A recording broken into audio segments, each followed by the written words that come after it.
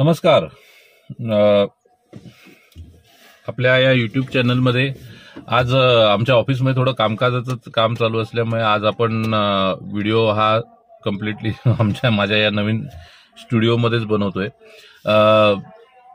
Personality आणि it's component या विषयामधले आपण 2 व्हिडिओ पाहिले. एक कोर व्हॅल्यू, त्यानंतर ऑथेंटिक सेल्फच्या संदर्भातले एक व्हिडिओ पाहिला. या दोन्ही व्हिडिओ पाहिल्यानंतर बऱ्याच लोकांचे प्रश्न आले. एक 10 प्रश्न जवळपास आहेत, पण मी त्यातले फक्त 2-3च जे महत्वाचे प्रश्न आहेत ते फक्त ऍड्रेस करण्याचा प्रयत्न करेन. तो पण व्हिडिओच्या शेवटी करण्याचा प्रयत्न करेन. तर फर्स्ट थिंग आजच्या विषयाच्या संदर्भातली आपण बोलूया की आजचा विषय आहे लर्निंग अँड अप्लाइंग. आपण जसं जसं शाळा कॉलेज पूर्ण करतो तसं तसं आपलं आयुष्याच्या घडामोडीच्या बाबतीतले लर्निंगच्या सगळ्या गोष्टी सतत चालू असतात. म्हणजे आपण शाळा कॉलेज कंप्लीट केल्यानंतर आपलं लर्निंग संपलं असं आपण म्हणू शकत नाही. कारण का प्रत्येक वेळेला आयुष्य आपल्याला नवीन नवीन धडे देत असतं. हे नवीन धडे शिकत असताना आपण त्याच्यातनं काय शिकतो आणि त्याच्यातनं काय पुढे कॅरी करतो हेही तितकंच महत्वाचं आहे.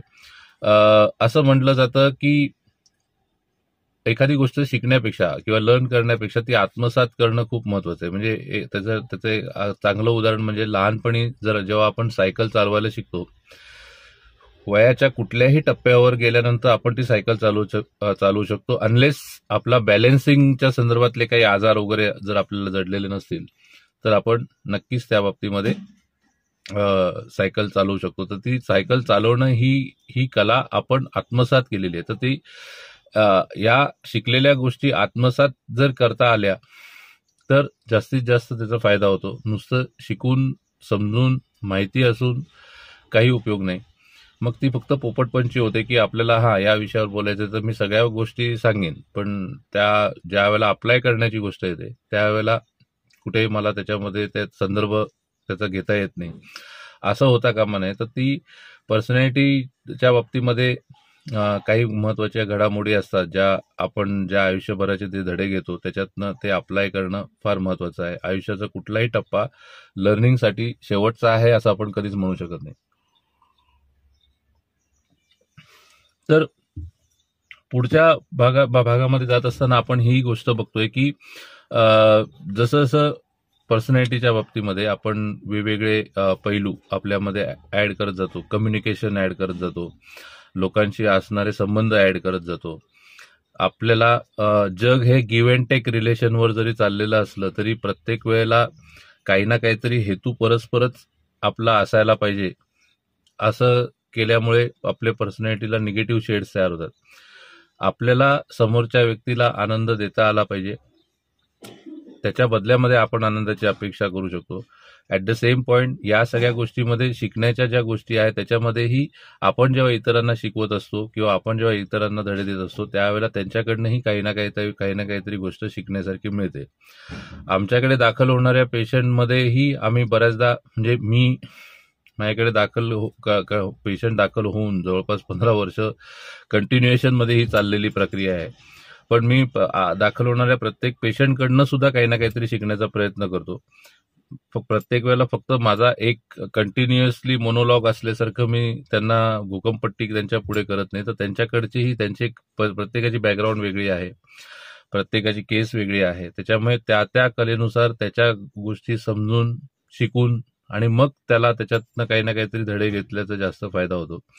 त्यामुळे बऱ्याचदा आता मध्यंतरीच्या काळामध्ये लॉकडाऊन होता आणि पूर्णपणे सगळे पेशंट्स वगैरे फार कमी होते आमच्याकडे. तर त्यावेळेला काय करता येईल तर त्यावेळेला आमच्या इकडे गिटारिस्ट आले होते.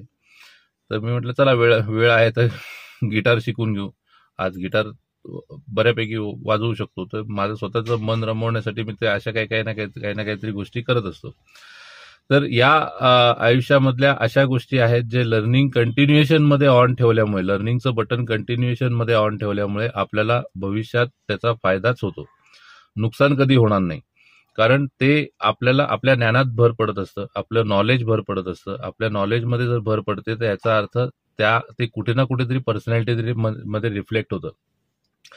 उदाहरणार्थ की जर आपण एखाद्या विषयावर काही ना काहीतरी चर्चा चालू आहे आणि ते काहीतरी चर्चा चालू आहे, मला त्या विषयातला काही संबंध माहीत नाही, असं चित्र तयार होत असेल तर इट मीन्स की मी फक्त एका सर्टन लिमिटेड गोष्टींपुरतीच मर्यादित माझं ज्ञान ठेवलंय असं होतं.